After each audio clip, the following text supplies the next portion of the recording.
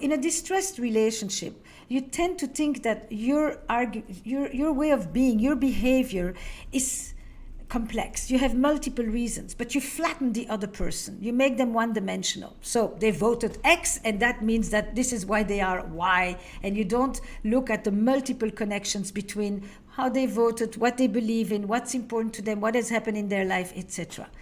In a distressed relationship, you tend to think that if you act meanly or not nice or whatever, you have circumstances. I'm in a bad mood, it means that there was a lot of traffic, something, put me in this bad mood. But if you are in a bad mood, if you are not nice, if you are impolite, if you are not civil, it's because that's your character. We put circumstances to ourselves and we put characterological attributes to the other person.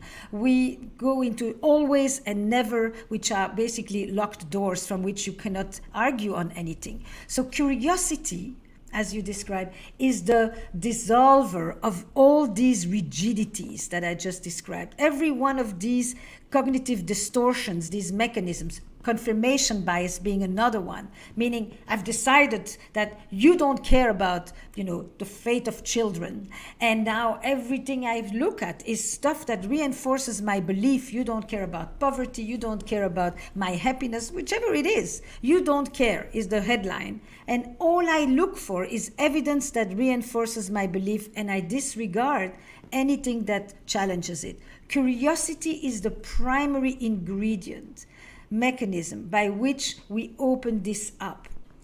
And I start to ask questions.